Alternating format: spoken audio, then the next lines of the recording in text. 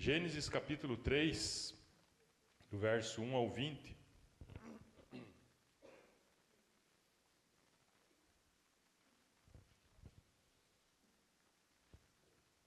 Bem, a minha tradução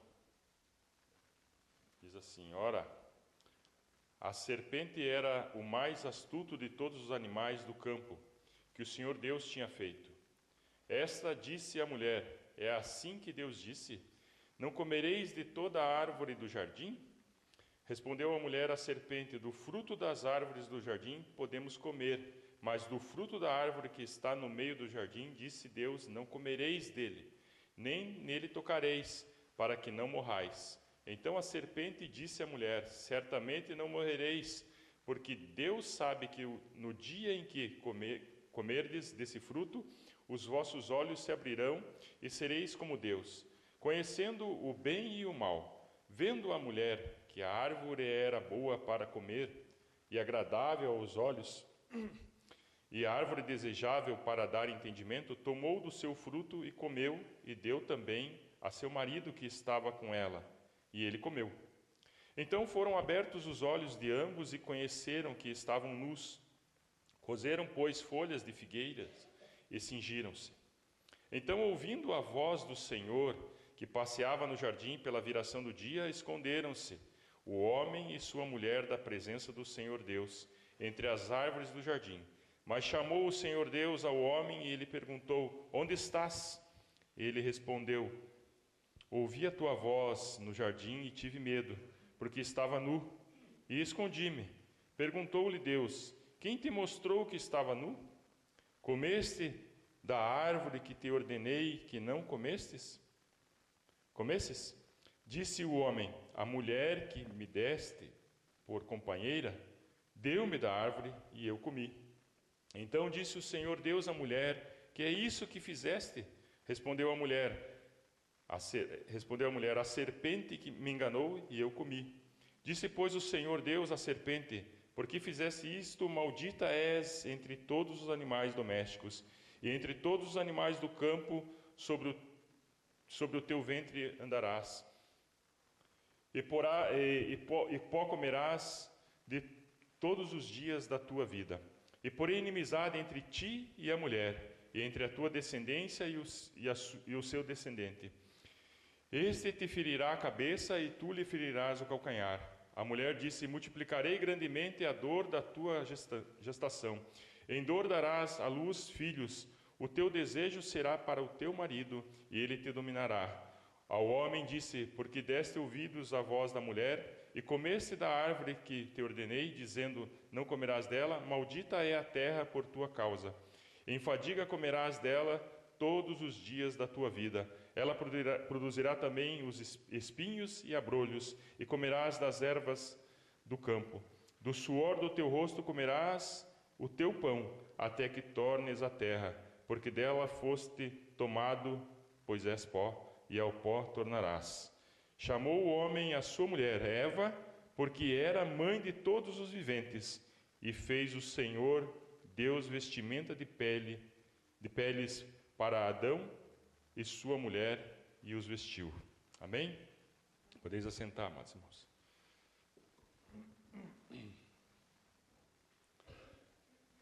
A Bíblia de Gênesis e Apocalipse é cristocêntrica, ela aponta para o Senhor Jesus, ela aponta para a obra redentora de Cristo, para a remissão da raça humana. E Deus, todos os dias, Ele faz essa pergunta, eu creio, para nós: onde você está? Porque Deus quer comunhão com o homem, Ele quer intimidade comigo e com você. Todos os dias Ele nos procura, e muitas vezes nós estamos escondidos em muitas coisas, escondidos em muitas situações. Então, desde a criação, desde o início, Deus estabeleceu essa relação que Ele quer, uma relação perfeita com você, comigo, com o homem, com a humanidade. E no Éden ali, então, era algo perfeito. Ali havia paz, ali havia comunhão, ali havia pureza, ali havia vida. Mas em Gênesis 3, como nós acabamos de ler aqui, foi o momento mais fatídico, mais triste que houve na humanidade, que é o momento em que entrou o pecado, que entrou então a morte, por meio do quê? Por meio da desobediência, algo que se mostrou ali quando a mulher tomou do fruto. O homem então se afasta de Deus, e aí então vem as consequências. Vem então a resposta a tudo isso. Quando nós estamos em desobediência, existem consequências. Consequências essas que nós enfrentamos até os dias de hoje. E eu já vi muita gente falar bem assim, né? Se eu fosse a Eva ou se eu fosse Adão, não tinha feito o que ele fez, né? Será que não? Será que nós também não faríamos a mesma coisa? Será que nós não cederíamos a essa tentação? Mas assim, contudo, por mais que o homem tenha caído ali, Deus mostra então, faz a primeira promessa de redenção que nós temos na Bíblia, já está aqui em Gênesis capítulo 3. Deus então, em sua infinita misericórdia e graça, não abandonou o ser humano. Ele não te abandonou. Por mais que muitas vezes você se sinta só, se sinta aprisionado por muitas situações, Deus não te abandonou. Ele não abandonou o ser humano. E ele anuncia aqui em Gênesis capítulo 3 a salvação através da semente da mulher. E essa salvação está em Cristo Jesus. A semente da mulher. Cristo Jesus, nosso Senhor e Salvador. E o texto começa dizendo, como nós já lemos aqui em Gênesis 3:1, ora, a serpente era o mais astuto de todos os animais do campo, né? Ela era perspicaz, ela era sagaz, ela sabia persuadir, ela sabia introduzir algo para que causasse dúvida. Satanás poderia ter escolhido qualquer outros animais, né? Mas escolheu a serpente.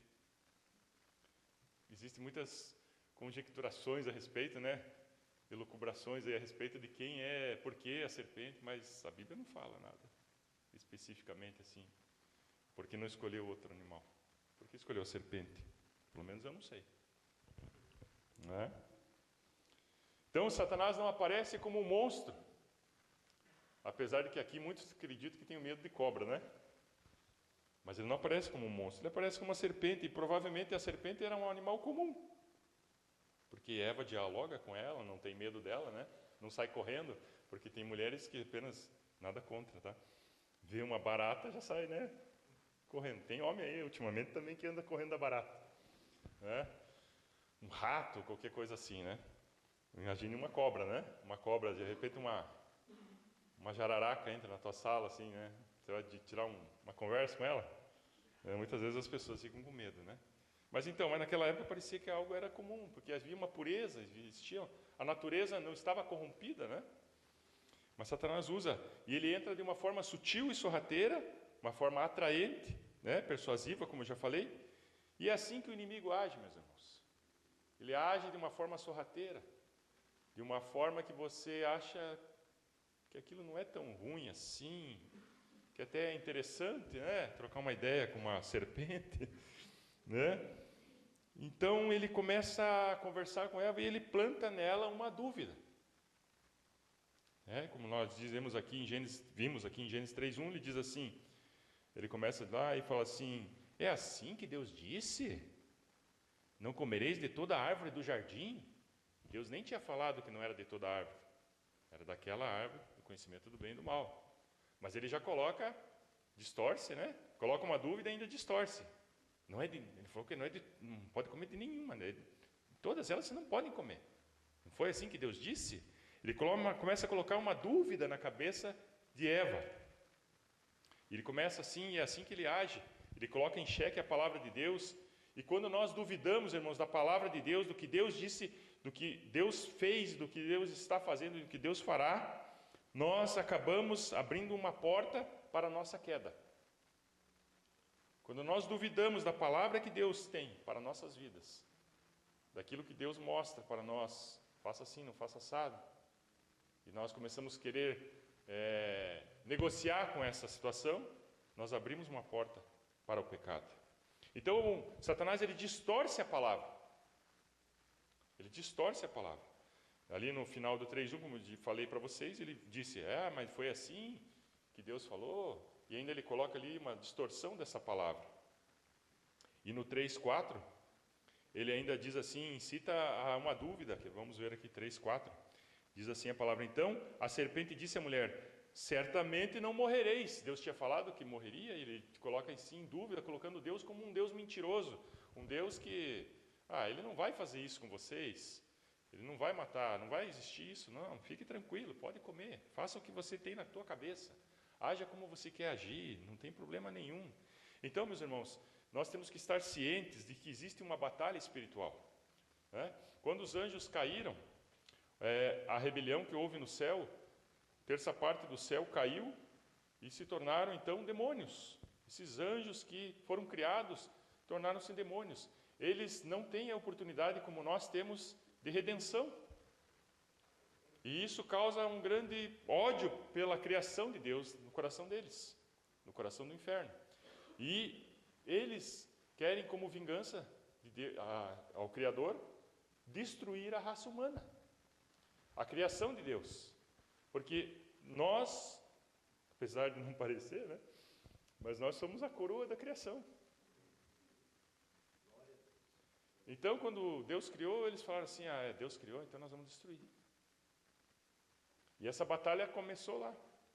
E eles tentaram aqui destruir. Começou aqui a destruição da humanidade.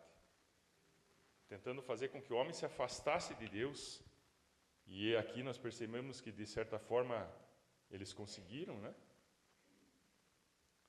Mas Deus, em sua infinita sabedoria, misericórdia, graça e poder e majestade, e o grande eu sou, como nós cantamos aqui, já tinha planos para tudo isso, né?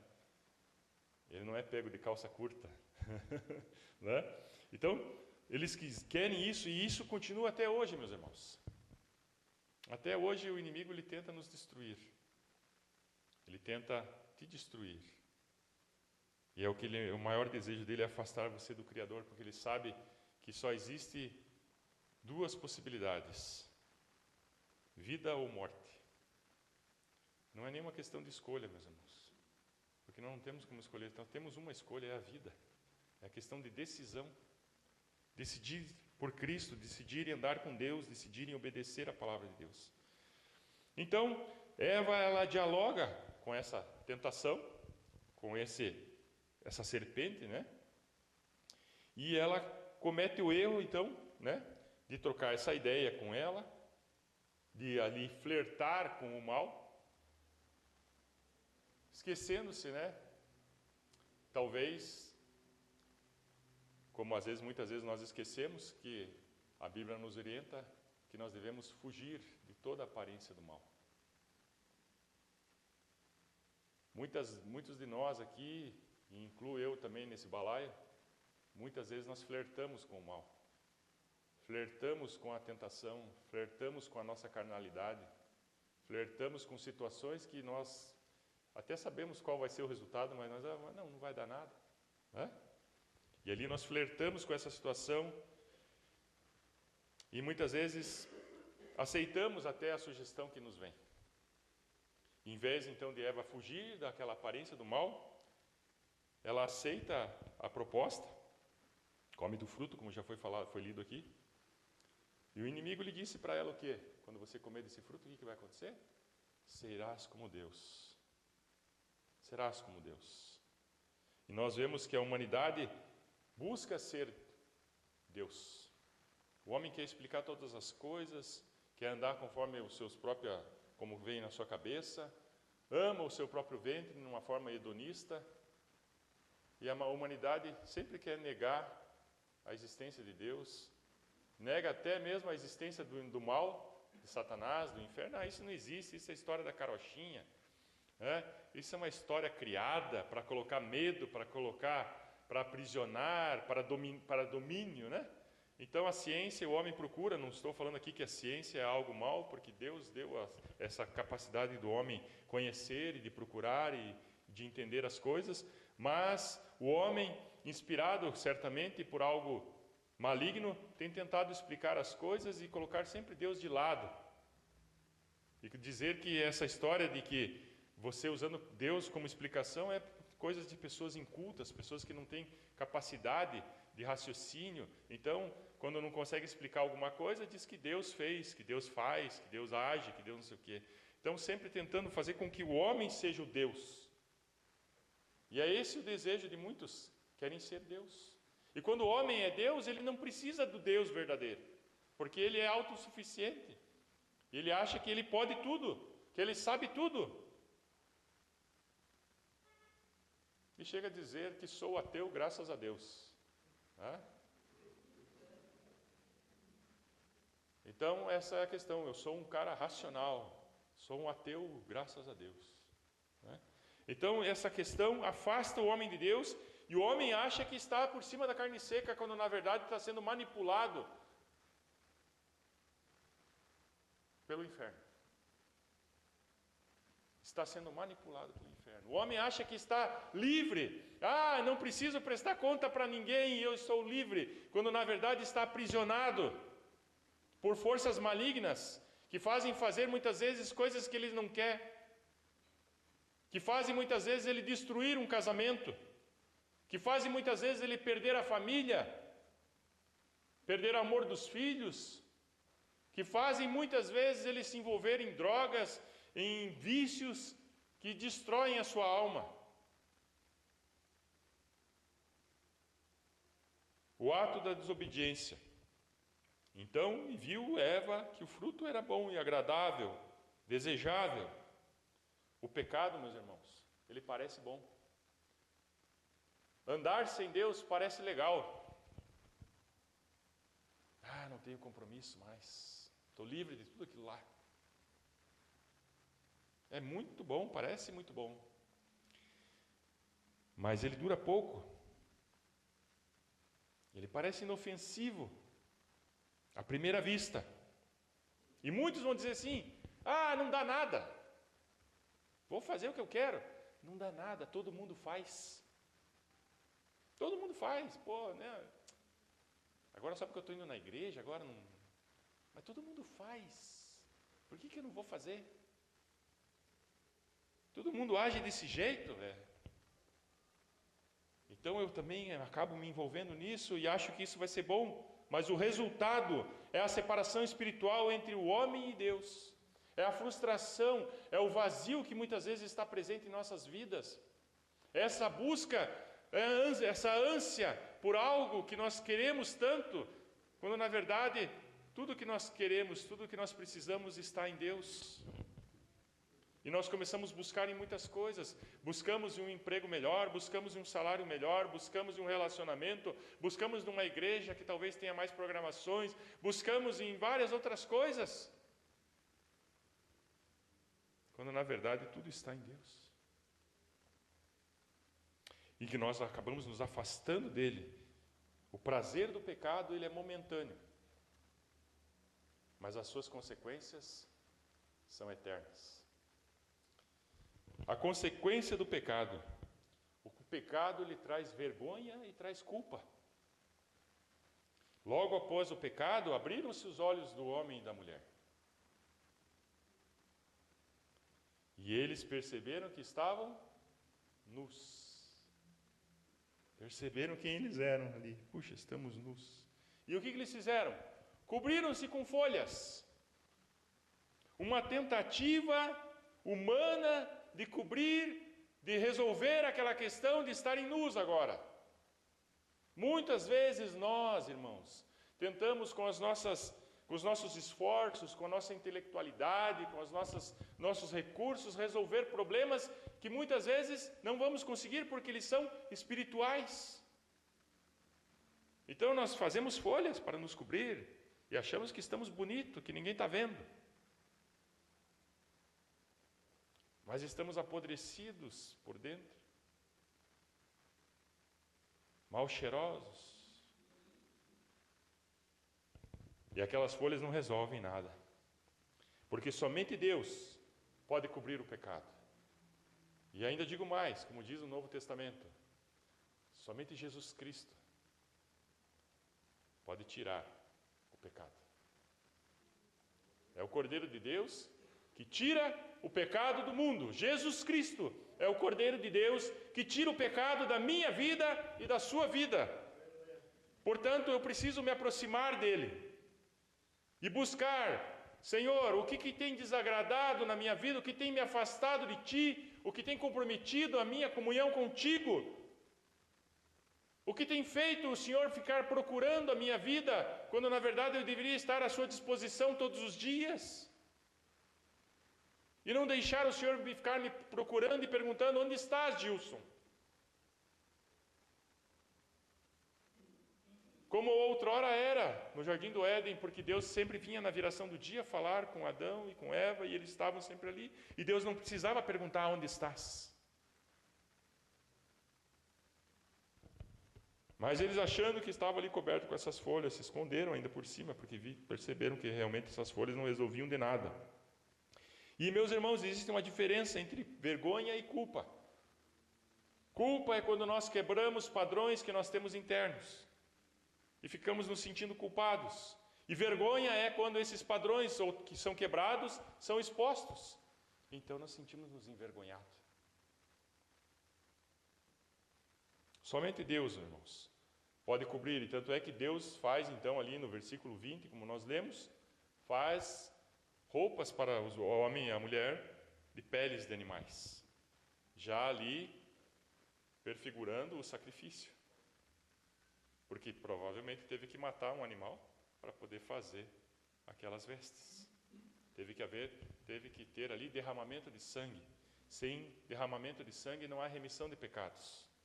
E por mais que eu e você quiséssemos derramar o nosso sangue para pagar os nossos pecados, não pagaríamos, porque o nosso sangue é impuro. Porque somos ovelhas com manchas, muitas vezes, com defeitos, não estamos prontos para sermos realmente sacrificados e imolados ao Senhor. Porque Jesus Cristo é o Cordeiro de Deus perfeito. E somente o sangue de um justo pode perdoar os pecados, pode cobrir e perdoar os pecados e tirar os pecados.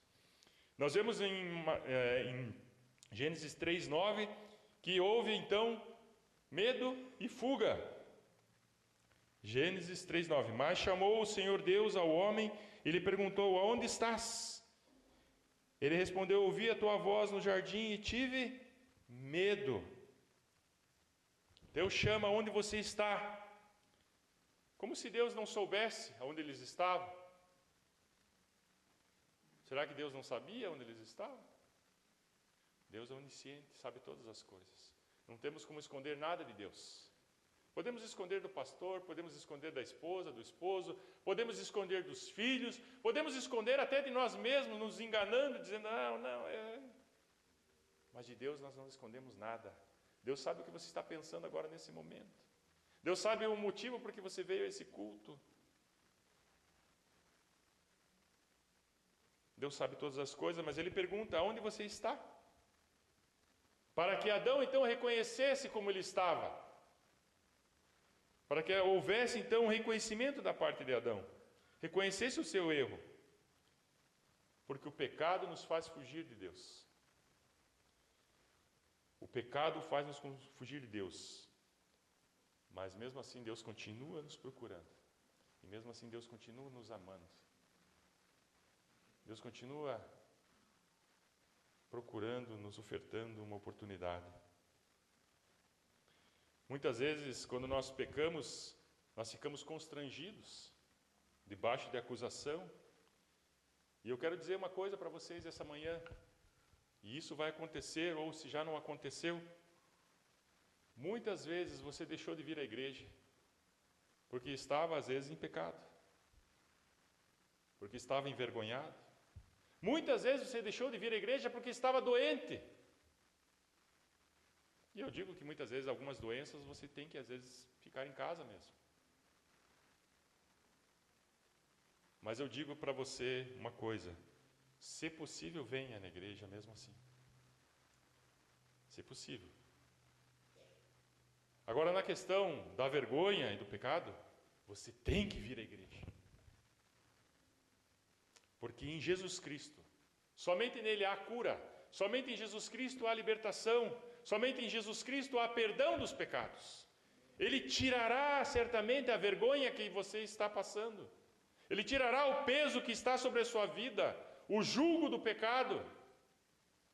E substituirá pelo seu jugo, seu fardo que é leve.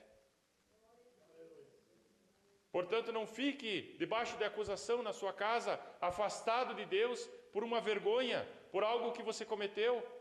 Apresse-se em se arrepender e confessar esse pecado e crer na palavra que diz que se confessarmos os nossos pecados, Ele é fiel e justo para nos perdoar os pecados e nos purificar de toda injustiça. Todos nós pecamos. Todos os dias. Talvez alguns acordaram às 7 horas da manhã aqui hoje. E nessas quase 4 horas aqui já cometeram alguns pecados. Por pensamentos, por atitudes, por palavras, por olhares. Nós pecamos todos os dias, portanto, todos os dias nós temos que nos achegar diante de Deus e clamar por misericórdia. Confessar os nossos pecados. Reafirmar a nossa fé em Cristo Jesus. E acredito que também não tenha a ver muito aqui, mas o texto, né? Mas vou dizer assim, esquecendo-me das coisas que para trás ficam. Esqueça do que passou, irmão. O presente é hoje. Peça perdão e continue a caminhada. Não fique debaixo de acusação. Não fique dando ponto nesse jogo por outro lado. Porque é o que ele deseja. Transferência de culpa. Estamos quase no meio para o fim aqui. É interessante, né, como as pessoas conseguem tirar a culpa delas e jogar para o outro, né? Eu, uma época, trabalhei na igreja lá com uns irmãos que tinha problema com dependência química. E é impressionante como nunca eles são culpados de nada. Ah, porque meu pai, porque minha mãe, porque meu chefe. E olha, e muitas vezes nós não somos dependentes de químicos, né? Aí, uns são viciados em café, aí, né? Mas tudo bem. É um vício também. Mas nós fazemos isso muitas vezes. Nunca é a gente que errou. Foi fulano, foi ciclano. E nós vemos aqui, interessante, né? Chegou Deus, perguntou-lhe Deus, quem te mostrou que estavas nu? Comesse da árvore que te ordenei, que não comesses? E disse o homem, né?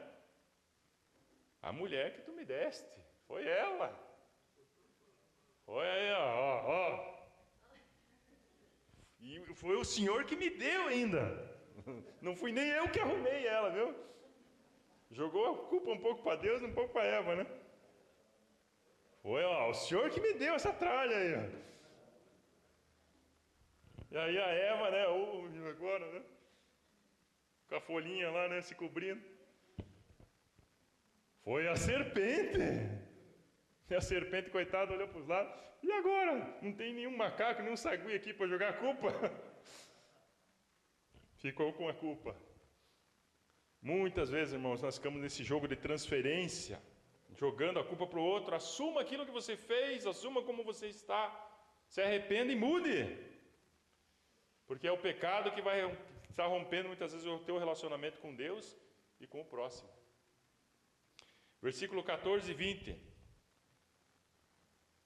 Aí nós temos aqui o julgamento e a promessa. Aleluia. Ainda bem que tem uma promessa. Aleluia. Glória a Deus que existe essa promessa e essa esperança que é Cristo Jesus. Versículo 14 ao 20, a palavra diz assim, né? E disse, pois, o Senhor Deus à serpente. Logo depois que não tinha mais ninguém, né? Porque a serpente ficou ali acuada, né? Disse, pois, Deus, o Senhor, à serpente, por que fizeste isto? Presta atenção nessa palavra. Maldita és entre todos os animais domésticos e entre todos os animais do campo, sobre o teu ventre andarás. Até acho interessante esse versículo aqui, que provavelmente a cobra tinha uma outra aparência, provavelmente, né? Porque ele lançou uma maldição, sobre o teu ventre andarás. Pode ser que a gente tenha aqui uma sugestão que a cobra acho que tinha perna, né? Mas ela perdeu as pernas. Não sei, né? Eu estou aqui confabulando. E o pó comerás todos os dias da tua vida, e porém inimizade entre ti e a mulher, e a tua descendência e o seu descendente. Este te ferirá a cabeça, e tu lhe ferirás o calcanhar. A mulher disse: multiplicarei grandemente a dor da tua gestação, em dor darás à luz a filhos, e o teu desejo será para o teu marido, e ele te dominará. Ao homem disse: porque deste ouvidos à voz da mulher, e comeste da árvore que te ordenei, dizendo: não comerás dela, maldita, segunda palavra aqui, maldita será a terra, maldita é a terra, por tua causa, em fadiga comerás, e dela todos os dias da tua vida, e ela produzirá abrolhos, espinhos, né, e tal. Mas assim, o que eu quero dizer com isso aqui? Deus amaldiçoou a serpente, certo? Primeiro maldição ali. Deus amaldiçoou a serpente. Deus amaldiçoou a terra. Aqui nós vemos que Deus não amaldiçoou diretamente ali, não disse maldito homem, maldita mulher. Ele somente amaldiçoou a terra e amaldiçoou a serpente. Logicamente que teve as consequências aqui, mas ele não disse maldito você, Adão, maldita Eva. Deus desviou ali naquele momento, por amor ao homem, a maldição. E essa maldição foi expiada lá na cruz do Calvário. Como um pai que vê o filho fazer uma traquinagem, e ele sabe que se ele for disciplinar o filho naquela hora, ele vai espancar. Então ele espera. Talvez contou até 10. E desviou essa ira. E essa ira caiu sobre Cristo Jesus, Filho de Deus, na cruz do Calvário. Vamos abrir o texto em Gálatas, capítulo 3, verso 12 e 14. Aleluia, como nosso Deus nos ama, irmãos. Como Ele tem misericórdia de nós.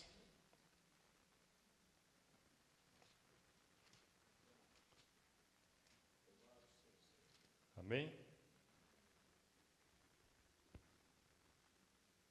Gálatas 3, 12.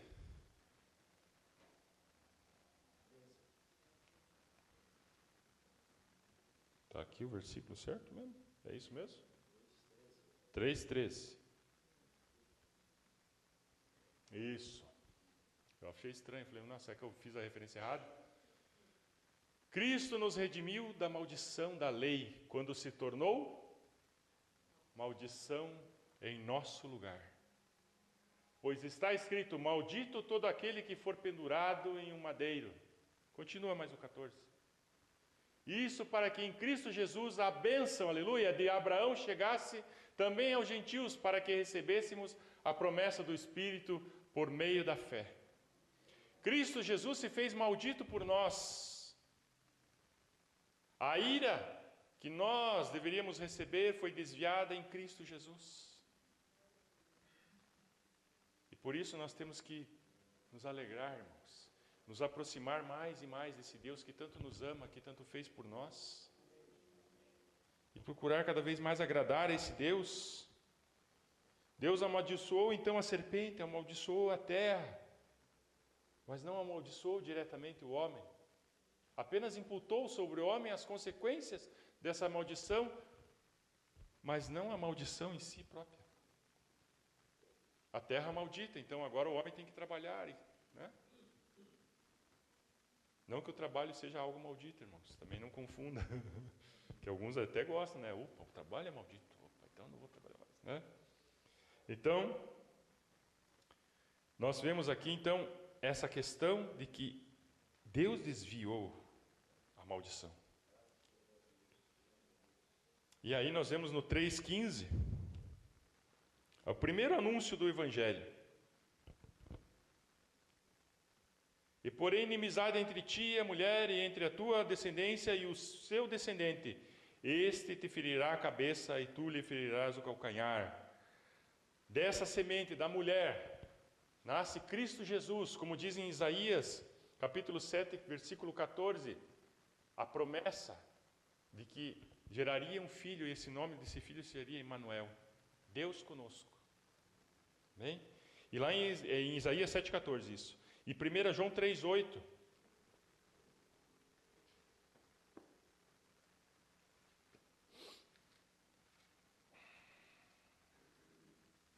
Já está lá. Eles são mais rápidos que...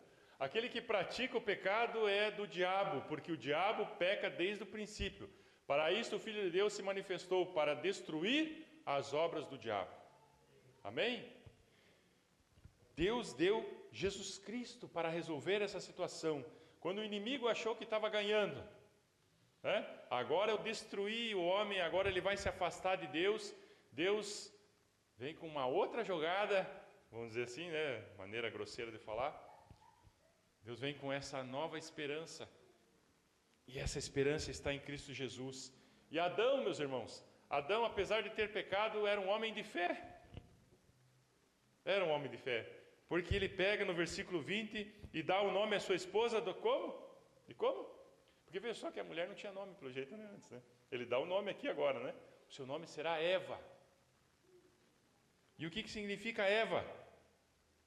Mãe de todos os viventes, aleluia. Isso mostra a fé de Adão, sabendo que por mais que houvesse ali a consequência daquele pecado que eles haviam cometido, por mais que eles estavam condenados à morte, agora então ele coloca o nome de Eva, dizendo eu tenho fé porque vai haver vida, porque Deus nos deu uma esperança, Deus nos deu uma promessa, que haverá de nascer um homem, que pisarás a cabeça da serpente, aleluia. Jesus Cristo. Ele pode tentar abocanhar o seu calcanhar, mas com o seu calcanhar também pisarás a cabeça dele. Então Adão é um homem de fé. Ele creu nessa promessa. Eu digo para você também nessa manhã, creia nessa promessa. Nosso Deus é um Deus de vida, um Deus de vivos. Deus, ele é justo para punir, mas também é misericordioso para salvar. Concluindo, amados irmãos, a história de Gênesis 3 mostra, né, três grandes verdades espirituais, mas eu quero ressaltar aqui as três que já foram ressaltadas durante o sermão, e elas são as seguintes: o pecado separa o homem de Deus. Já falamos isso, só estou reforçando. Tudo começou com o quê? Com uma dúvida.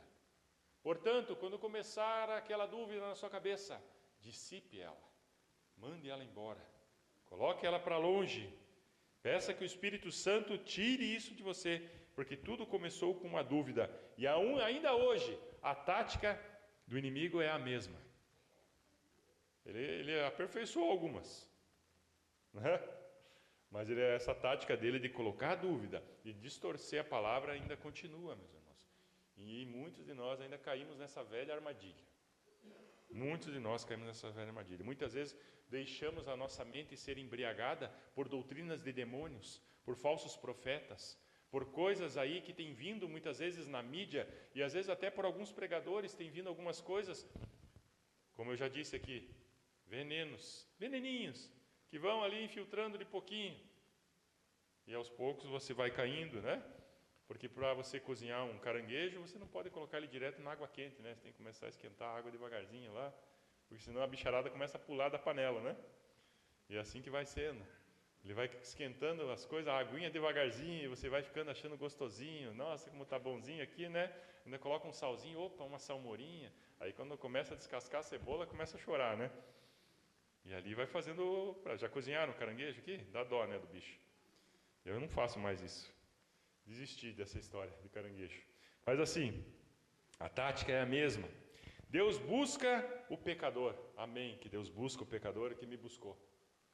E que buscou a todos vocês aqui. Mesmo após o erro, Deus chama: aonde estás? E hoje ainda Ele continua chamando: Aonde estás? Aonde você está? Aonde vocês estão? Deus continua a chamar, porque o seu amor é maior que a culpa que nós carregamos. O amor de Deus é maior que a culpa que você carrega, irmão. Então, se você estiver hoje, talvez debaixo de acusação, ou debaixo de uma situação que você não consegue sair, de uma situação muitas vezes que você se envolveu, de algum vício que você alimenta, de um pecadinho de estimação que você tem, Deus fala hoje para você: eu posso tirar isso de você. Entrega isso no altar, entrega isso diante de mim. Há uma promessa de redenção. É a terceira lição que eu digo para vocês. A semente da mulher, como disse, Cristo Jesus veio, morreu e ressuscitou para esmagar a cabeça da serpente, para que nós tivéssemos esperança. Ele se fez maldito por nós. Você pode ter caído, mas Deus ainda te chama. Aonde você está? Você pode estar frio espiritualmente. Você pode estar apático essa manhã. Você pode estar se achando assim que você, quando ora, parece que Deus está longe e Ele não ouve. Parece que o céu está com uma redoma que não passa a sua oração. Deus diz para você essa manhã: onde você está, se coloca diante de mim, que eu quero te vestir novamente e te chamar de filho. Não há pecado tão grande que Deus não possa perdoar, meus irmãos.